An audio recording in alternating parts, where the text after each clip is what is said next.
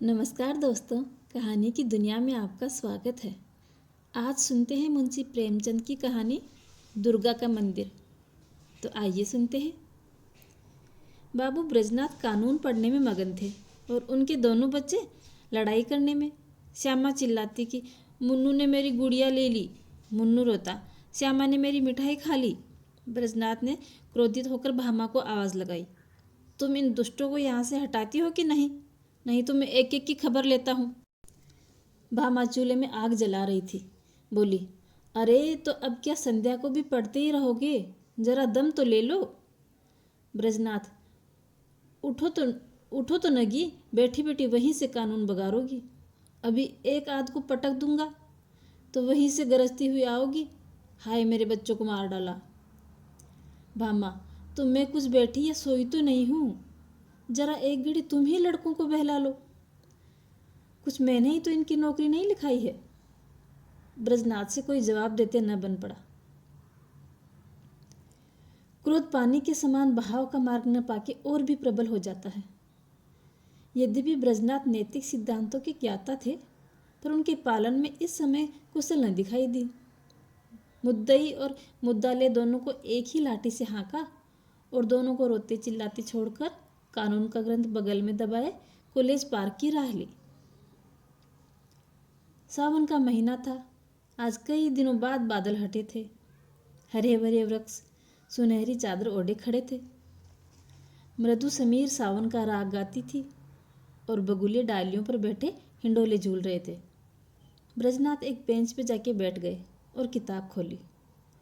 लेकिन इस ग्रंथ की अपेक्षा प्रकृति का अवलोकन अधिक चित्त को आकर्षित कर रहा था। कभी आसमान को पढ़ते थे, कभी पत्तियों को, कभी छविमयी हरियाली को और कभी सामने मैदान में खेलते हुए लड़कों को। एकाएक उन्हें सामने घास पे एक कागज की पुड़िया दिखाई दी। माया ने जिज्ञासा की आड़ में कहा, चलो देखिए इसमें क्या है। बुद्धि ने कहा, तुमसे मतलब, पड़ी रहने दो। लेकिन जिज्ञासा रूपी माया की जीत हुई। ब्रजनाथ ने उठाकर पुड़िया ले ली। कदाचित किसी के पैसे की पुड़िया है। गिर गई। खोलकर देखा, सावरेन थे। गिना, पूरे 8 निकले। कौतूहल की सीमा ही न रही। ब्रजनाथ की छाती धड़कने लगी। 8 सावरेन हाथ में लिए वे सोचने लगे, इनका क्या करूं? अगर यहीं रख दूं तो न जाने कौन उठा ले, न मालूम कौन उठा के ले जाए यहाँ से। नहीं, यहाँ रखना तो उचित नहीं। चलो थाने में जमा करा देता हूँ। जिसके होंगे वह आप ले जाएगा, या अगर उसको न भी मिले तो मुझ पर तो कोई दोष न रहेगा। मैं तो अपने उत्तरदायित्व से मुक्त हो जाऊंगा। माया ने पर्दे की आड़ में से मंत्र मारना शुरू किया। वे थाने नहीं गए। सोचा, चलो भामा से दिल लगी करूं। भोजन तैयार होगा, कल इत्मीनान से थाने जाऊंगा। भामा ने सावरेन देखी तो उसके हृदय में एक गुदगुदी सी हुई। पूछा, किसके हैं? ब्रजनाथ, मेरे। भामा, चलो कहीं, होंगे तुम्हारे। ब्रजनाथ, पड़े मिले हैं। भामा, झूठ बात, ऐसे ही भाग्य की बलि हो तो सच बताओ, कहाँ मिले, किसकी हैं? ब्रजनाथ, सच कहता हूँ, पड़ी मिली हैं। भामा, मेरी कसम। ब्रजनाथ, तुम्हारी कसम। भामा गिन्नियों को पति के हाथ से छीनने की चेष्टा करने लगी। ब्रजनाथ ने कहा, क्यों छीनती हो? भामा, लाओ मैं अपने पास रख लूँ। ब्रजनाथ, रहने दो, मैं इसकी इत्तला थाने में दे दूंगा। भामा का मुख मलिन हो गया। बोली, पड़े हुए धन की क्या इत्तला करना?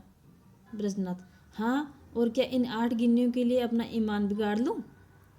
भामा, अच्छा तो सवेरे चले जाना, इस समय जाओगे तो लौट के आने में देर होगी। ब्रजनाथ ने भी सोचा, यही अच्छा है। थाने वाले रात को कोई कार्रवाई थोड़ी ना करेंगे। जब असरपियों को पड़ा ही रहना है तो थाने में हो या घर में। गिन्नियाँ संदूक में रख दी गई। खा पी के लेटे तो भामा ने हंस के कहा, आया धन क्यों छोड़ते हो? लाओ मैं अपने लिए एक गुलबंद बनवा लूँ, बहुत दिनों से सोच रही थी। माया ने इस समय रहस्य का रूप धारण किया था। ब्रजनाथ ने तिरस्कार करके कहा, गुलबंद की लालसा में गले में फांसी लगाना चाहती हो क्या? प्रातःकाल ब्रजनाथ थाने के लिए तैयार हुए।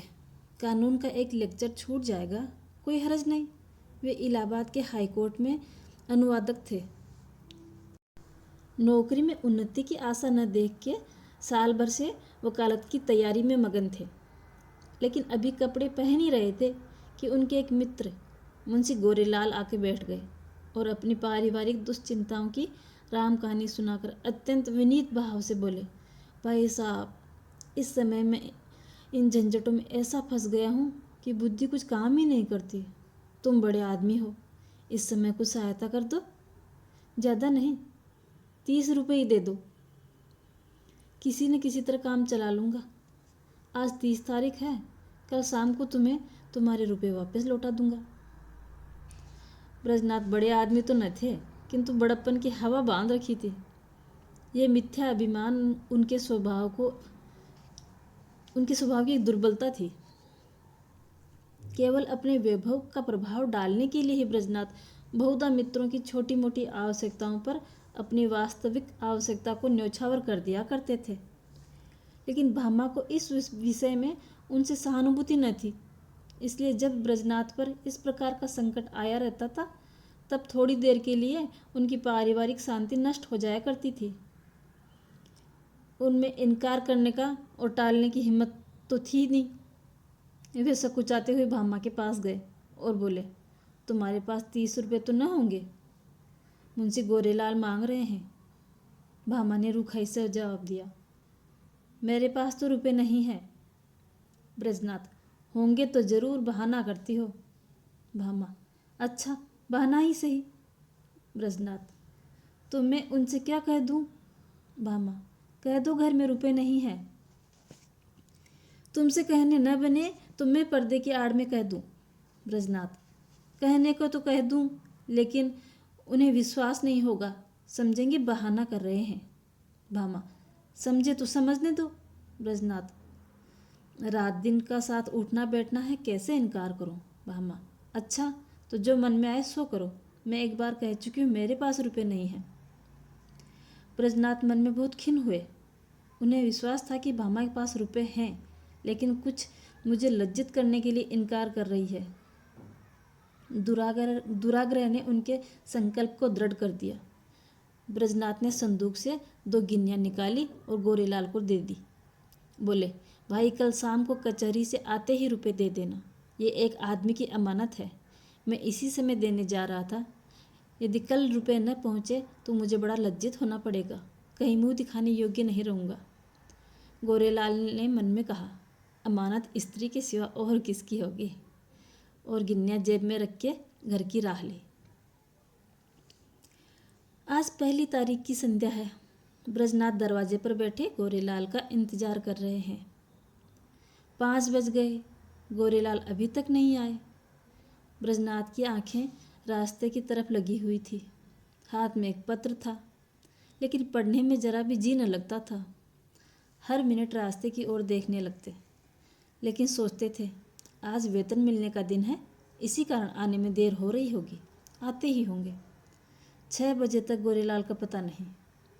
कचहरी के कर्मचारी एक एक करके चले आ रहे थे। ब्रजनाथ को कई बार धोखा हुआ, वे आ रहे हैं, जरूर वही है, वैसी ही अचकन है, वैसी ही टोपी है, चाल भी वही है, हाँ वही है, इसी तरफ आ रहे हैं। अपने हृदय से एक बोझ सा उतारता मालूम हुआ, लेकिन निकट आने पर ज्ञात होता कि कोई और ही है। ब्रजनाथ का चित्त खिन्न हो जाता। वे एक बार कुर्सी से उठे, बरामदे की चौखट पर खड़े हो गए। सड़क पर दोनों तरफ निगाहें दौड़ाई, कहीं पता नहीं। 2-3 बार दूर से आए हुए इक्कों को देखकर गोरेलाल का भ्रम हुआ, पर गोरेलाल न थे। 7 बज गए, चिराग जल गए, सड़क पर अंधेरा छाने लगा। ब्रजनाथ सड़क पर उद्विग्न भाव से टहल रहे थे। इरादा हुआ गोरेलाल के घर चलूं। उधर कदम बढ़ाए, लेकिन हृदय काँप रहा था कि कहीं वे रास्ते में आते हुए न मिल जाएं। तो मुझसे कहेंगे कि थोड़े से रुपए के लिए इतने व्याकुल हो रहे हो। ब्रजनाथ अभी थोड़ी ही दूर गए थे कि उन्होंने किसी को आते देखा। भ्रम हुआ गोरेलाल है। मुड़े और सीधे बरामदे में आकर दम लिया। लेकिन फिर वही धोखा, फिर वही भ्रांति। तब सोचने लगे, इतनी देर क्यों हो रही है? क्या अभी तक कचहरी से न आए होंगे? ऐसा कदापि नहीं हो सकता। उनके दफ्तर वाले कई देर पहले आ चुके। बस दो बातें हो सकती हैं।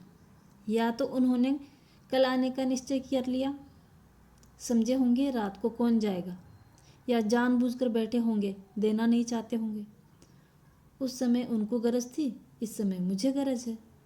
मैं ही किसी को क्यों न भेज दूं? लेकिन किसे भेजूं? मुन्नू जा सकता है, सड़क ही पर तो मकान है। यह सोचकर कमरे में गए, लैंप जलाया और पत्र लिखने बैठे। मगर आंखें द्वार की ओर ही लगी हुई थी।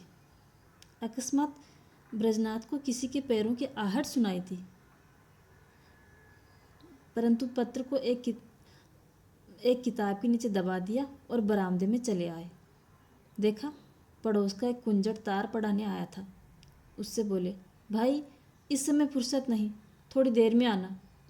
उसने कहा, बाबूजी घर भर के आदमी घबराए हैं, जरा एक निगाह देख लीजिए। ब्रजनाथ ने झुंझलाकर उसके हाथ से तार ले लिया और सरसरी नजर डालते हुए बोले, कलकत्ता से आया है, माल नहीं पहुंचा। कुंजड़ ने डरते हुए कहा, बाबूजी इतना और देख लीजिए कि किसने भेजा है। इस पर ब्रजनाथ ने तार फेंक दिया और बोले, मुझे इस वक्त फुर्सत नहीं है। 8 बज गए। ब्रजनाथ को निराशा होने लगी। मुन्नू इतनी रात बीते नहीं जा सकता। मन में निश्चित किया, आज ही जाना चाहिए, भला से बुरा मानेंगे, इसकी कहाँ तक चिंता करूं। स्पष्ट कह दूंगा, मेरे रुपए दे दो। भलमानसी भलमानसों से ही निभाई जा सकती है। ऐसे धूर्तों के साथ भलमानसी का व्यवहार करना मूर्खता है। अचकन पहनी घर में जाकर भामा से कहा, जरा एक काम से बाहर जाता हूँ, किवाड़ बंद कर लो। ब्रजनाथ चलने को तो चले, लेकिन पग पग पे रुकते जाते थे। गोरेलाल का घर दूर से दिखाई दिया, लैंप जल रहा था। ठिठक गए और सोचने लगे, चलकर क्या कहूँगा। कहीं उन्होंने जाते जाते रुपए निकाल कर दे दिए और देर के लिए क्षमा मांगी तो मुझे बड़ी झेप होगी। वे मुझे क्षुद्र, ओछा, धैर्यहीन समझेंगे। नहीं, रुपयों की बातचीत ही क्यों करूं। कहूँगा, भाई घर में बड़ी देर से बैठे हुए पेट में दर्द हो रहा था, तुम्हारे पास पुराना तेज सिरका हो तो दे दो। नहीं, ये बहाना अच्छा नहीं, साफ कलाई खुल जाएगी। इस झंझट की जरूरत ही क्या है, ये मुझे देखकर आप ही समझ जाएंगे। इस विषय में बातचीत की कुछ नौबत ही ना आएगी। ब्रजनाथ इसी उधेड़ बुन में आगे बढ़े। गोरेलाल का घर आ गया, द्वार बंद था। ब्रजनाथ को उन्होंने पुकारने का साहस न हुआ, समझे खाना खा रहे होंगे। दरवाजे के सामने से निकले और धीरे धीरे टहलते हुए 1 मील तक चले गए। 9 बजने की आवाज़ कान में आई। गोरेलाल भोजन कर चुके होंगे, ये सोचकर लौट पड़े। लेकिन द्वार पर पहुँचे तो अंधेरा था। वह आशा रूपी दीपक बुझ गया। 1 मिनट तक दुविधा में खड़े रहे, क्या करूं? अभी बहुत सवेरा है, इतनी जल्दी थोड़ी सो गए होंगे। दबे पांव बरामदे में चढ़े, द्वार पर कान लगाकर सुना। चारों ओर ताक रहे थे कि कहीं कोई मुझे देख न ले। कुछ बातचीत की भनक कान में पड़ी। ध्यान से सुना। स्त्री कह रही थी, रुपए तो सब उठ गए, ब्रजनाथ को कहाँ से देंगे? गोरेलाल ने उत्तर दिया, ऐसी कौन सी उतावली है, फिर दे देंगे। दरख्वास्त दे दी है, कल मंजूर हो जाएगी, 3 महीने बाद लौटेंगे, तब देखा जाएगा। ब्रजनाथ को ऐसा जान पड़ा मानो मुंह पर किसी ने करारा तमाचा जड़ दिया हो। क्रोध और नैराश्य से भरे हुए बरामदे से उतर आए। घर चले तो सीधे कदम न पड़ते थे। जैसे कोई दिन भर का थका मांदा पथिक हो। ब्रजनाथ रात भर करवटें बदलते रहे। कभी गौरीलाल की धूर्तता पे क्रोध आता, कभी अपनी सरलता पर। मालूम नहीं किस गरीब के रुपए हैं, उस पर क्या बीती होगी। लेकिन अब क्रोध या खेद से क्या लाभ। सोचने लगे, रुपए कहाँ से आएंगे। भामा पहले ही इनकार कर चुकी है, वेतन में इतनी गुंजाइश नहीं। 10-5 रुपए की बात होती तो देखते। अब क्या करूं, किसी से उधार लूं, मगर मुझे कौन देगा। आज तक किसी से मांगने का संयोग ही न पड़ा, और अपना कोई ऐसा मित्र है भी तो नहीं। जो लोग हैं मुझको ही सताया करते हैं, मुझे क्या देंगे। हाँ, यदि कुछ दिन कानून छोड़कर अनुवादक करने में परिश्रम करूं तो रुपए मिल सकते हैं। कम से कम 1 मास कठिन परिश्रम। सस्ते अनुवादकों के मारे दर भी तो गिर गई। हाय निर्दयी, तूने बड़ी दगा की। न जाने किस जन्म का बैर चुकाया, कहीं का न रखा। दूसरे दिन से ब्रजनाथ को रुपए की धुन सवार हुई। सवेरे कानून के लेक्चर में सम्मिलित होते, संध्या को कचहरी से तजवीज़ों का पुलिंदा घर लाते और आधी रात तक बैठकर अनुवाद किया करते। सिर उठाने की मोहलत न मिली, कभी 1-2 भी बज जाते। जब मस्तिष्क बिल्कुल स्थिर हो जाता तब विवश होकर चारपाई पर पड़ जाते। लेकिन इतने परिश्रम का अभ्यास न होने के कारण कभी कभी सिर में दर्द होने लगता, कभी पाचन क्रिया में विघ्न पड़ जाता, कभी ज्वर चढ़ जाता। तो इस पर भी वे मशीन की तरह काम करने में ही लगे रहते। भामा कभी कभी झुंझलाकर कहती, अजी लेटे भी रहो, बड़े धर्मात्मा बन रहे हो। तुम्हारे जैसे 10-5 आदमी और होते तो संसार का काम ही बंद हो जाता। ब्रजनाथ इस बाध्यकारी व्यंग्य का उत्तर न देते। दिन निकलते ही फिर वही चरखा ले बैठते। हाँ, तक कि 3 सप्ताह बीत गए और 25 रुपये हाथ आए। ब्रजनाथ सोचते थे 2-3 दिन में बेड़ा पार है, लेकिन 21वें दिन उन्हें प्रचंड ज्वर चढ़ आया और 3 दिन तक न उतरा। छुट्टी लेनी पड़ी, सैया सेवी बन गए। भादों का महीना था। भामा ने समझा पित्त का प्रकोप है, लेकिन जब 1 सप्ताह तक डॉक्टर की औषधि सेवन करने पर भी ज्वर न उतरा तब घबराई।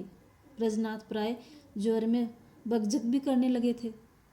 भामा ब्रजनाथ की बकझक सुन के डर जाया करती और बच्चों को कमरे में बंद कर दिया करती।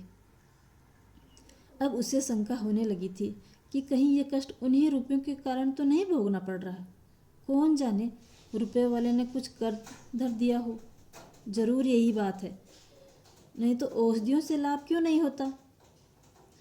संकट पड़ने पर हम धर्म भीरू हो जाते हैं, औषधियों से निराशा होकर देवताओं की शरण लेने लगते हैं। भामा ने भी देवताओं की शरण ली। वह जन्माष्टमी, शिवरात्रि और तीज के सिवा और कोई व्रत न रखती थी। इस बार उसने नवरात्रा का कठिन व्रत शुरू किया। 8 दिन पूरे हो गए। अंतिम दिन आया, प्रभात का समय था। भामा ने ब्रजनाथ को दवा पिलाई और दोनों बालकों को लेकर दुर्गा जी की पूजा करने के लिए चली गई। भामा का हृदय आराध्य देवी के प्रति श्रद्धा से परिपूर्ण था। मंदिर के आंगन में पहुंची। उपासक आसनों पर बैठे हुए दुर्गा पाठ कर रहे थे।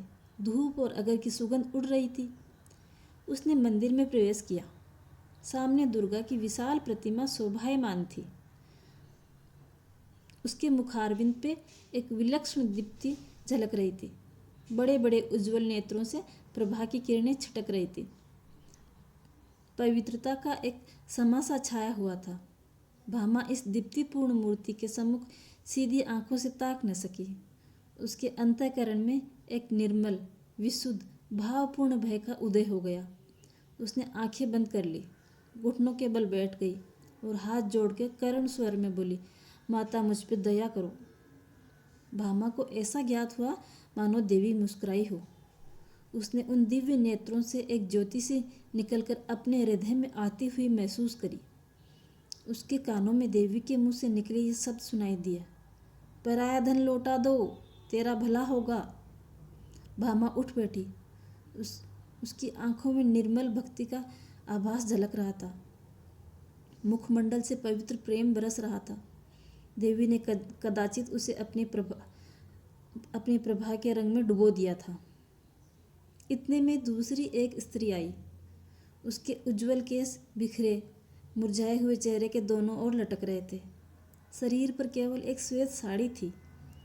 हाथ में चूड़ियों की सिवा और कोई आभूषण न था। शोक और निराशा की साक्षात मूर्ति मालूम होती थी। उसने भी देवी के सामने सिर झुकाया और दोनों हाथों से आंचल फैलाकर बोली, देवी, जिसने मेरा धन लिया हो उसका सर्वनाश करो। सितार जैसे मिजराब की चोट खाकर थर्रा उठता है, उसी प्रकार भामा का हृदय अनिष्ट के भय से थर्रा उठा। ये शब्द तीव्र स्वर के समान उसके कलेजे में चुभ गए। उसने देवी की ओर कातर नेत्रों से देखा। उनका ज्योतिर्मय स्वरूप भयंकर था। नेत्रों से भीषण ज्वाला निकल रही थी। भामा के अंतःकरण में सर्वत्र, आकाश में, मंदिर के सामने वाले वृक्षों से, मंदिर के स्तंभों से, सिंहासन के ऊपर जलते हुए दीपक से और देवी के विकराल मुंह से ये शब्द निकल रहे थे, पराया धन लौटा दो, नहीं तो तेरा सर्वनाश हो जाएगा। भामा खड़ी हो गई और उस वृद्धा से बोली, क्यों माता, तुम्हारा धन किसी ने ले लिया है क्या? वृद्धा ने इस प्रकार उसकी ओर देखा मानो डूबते को तिनके का सहारा मिला हो। बोली, हाँ बेटी। भामा, कितने दिन हुए? वृद्धा, कोई 1.5 महीना। भामा, कितने रुपए थे? वृद्धा, पूरे 120। भामा, कैसे खोए? वृद्धा, क्या जाने, कहीं गिर गए। मेरे स्वामी पलटन में नौकर थे। आज कई बरस हुए वे परलोक सिधारे। अब मुझे सरकार से 60 रुपये साल पेंशन मिलती है। अब की 2 साल की पेंशन एक साथ मिली थी। खजाने से रुपए लेकर आ रही थी, मालूम नहीं कब और कहाँ गिर पड़े। 8 गिन्नियाँ थी। भामा, अगर वे तुम्हें मिल जाए तो क्या दोगी? वृद्धा, अधिक नहीं, उसमें से 50 रुपये दे दूंगी। भामा, रुपए क्या होंगे, कोई उससे अच्छी चीज़ दो। वृद्धा, बेटी और क्या दूं?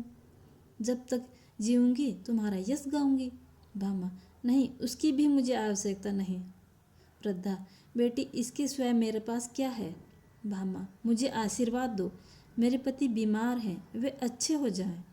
वृद्धा, क्या उन्हीं को रुपए मिले हैं? भामा, हाँ, वे उसी दिन से तुम्हें खोज रहे हैं। वृद्धा घुटनों के बल बैठ गई और आंचल फैलाकर कंपित स्वर से बोली, देवी, इनका कल्याण करो। भामा ने फिर देवी की ओर सशंक दृष्टि से देखा। उनके दिव्य रूप पर प्रेम का प्रकाश था, आंखों में दया की आनंदमयी झलक थी। उस समय भामा के अंतःकरण में कहीं स्वर्गलोक से यह ध्वनि सुनाई दी, जा, तेरा कल्याण होगा। संध्या का समय है। भामा ब्रजनाथ के साथ इक्के पर बैठी तुलसी के घर उसकी थाती लौटाने जा रही है। ब्रजनाथ के बड़े परिश्रम की कमाई तो डॉक्टरों की भेंट चढ़ गई, लेकिन भामा ने एक पड़ोसी के हाथ अपने कान के झुमके बेचकर रुपए जुटाए हैं। जिस समय झुमके बनकर आए थे, भामा बहुत प्रसन्न थी। आज उन्हें बेचकर वह उससे भी अधिक प्रसन्न है। जब ब्रजनाथ ने 8 गिन्नियाँ उसे दिखाई, उसके हृदय में एक गुदगुदी सी हुई थी, लेकिन यह हर्ष मुख पर आने का साहस न कर सका था। आज उन गिन्नियों को हाथ से जाते समय उसका हार्दिक आनंद आंखों में चमक रहा है, होठों पर नाच रहा है, कपोलों को रंग रहा है और अंगों पर किलोल कर रहा है। वह इंद्रियों का आनंद था, यह आत्मा का आनंद है। यह आनंद लज्जा के भीतर छिपा हुआ था, यह आनंद गर्भ से बाहर निकल पड़ा है। तुलसी का आशीर्वाद सफल हुआ। आज पूरे 3 सप्ताह बाद ब्रजनाथ तकिए के सहारे बैठे थे। वे बार बार भामा को प्रेमपूर्ण नेत्रों से देखते थे। वह आज उन्हें देवी सी मालूम होती थी। अब तक उन्होंने उसके बाह्य सौंदर्य की शोभा को देखा था, आज वे उसका आंतरिक सौंदर्य देख रहे हैं। तुलसी का घर एक गली में था। इक्का सड़क पर जाकर ठहर गया। ब्रजनाथ इक्के पर से उतरे और अपनी छड़ी टेकते हुए भामा के हाथों के सहारे तुलसी के घर पहुँचे। तुलसी ने रुपए लिए और दोनों हाथ फैलाकर आशीर्वाद दिया। दुर्गा जी तुम्हारा कल्याण करे। तुलसी का वर्णहीन मुख वैसे ही खिल गया जैसे वर्षा के पीछे वृक्षों की पत्तियां खिल जाती हैं। तुलसी के सिमटे हुए अंग फैल गए, गालों की झुर्रियां मिटती हुई सी दिखाई पड़ी। ऐसा मालूम होता था मानो उसका कायाकल्प हो गया। वहाँ से आकर ब्रजनाथ अपने द्वार पर बैठे हुए थे कि गोरेलाल आकर बैठ गए। ब्रजनाथ ने मुंह फेर लिया। गोरेलाल बोले, भाई साहब कैसी तबीयत है? ब्रजनाथ, बहुत अच्छी तरह हूँ गोरेलाल, मुझे क्षमा कीजिएगा। मुझे इसका बहुत खेद है कि आपके रुपए देने में इतना विलंब हुआ। पहली तारीख ही को घर से एक अवश्य पत्र आ गया और मैं किसी तरह 3 महीने की छुट्टी लेकर घर भागा। वहाँ की विपत्ति कथा कहूँ तो समाप्त न होगी, लेकिन आपकी बीमारी का शोक समाचार सुनकर आज भागा भागा चला आया हूँ। ये लीजिए, रुपये हाजिर हैं। इस विलंब के लिए अत्यंत लज्जित हूँ। ब्रजनाथ का क्रोध शांत हो गया। विनय में कितनी शक्ति है। बोले, जी हाँ, बीमार तो था लेकिन अब अच्छा हूँ। आपको मेरे कारण व्यर्थ कष्ट उठाना पड़ा। यदि इस समय आपको असुविधा हो तो रुपये रख लीजिए। मैं अब उऋण हो गया हूँ, कोई जल्दी नहीं है। धन्यवाद। इसी के साथ कहानी समाप्त होती है। अगर कहानी पसंद आई हो तो वीडियो को लाइक कीजिएगा और मेरे चैनल को सब्सक्राइब कीजिएगा।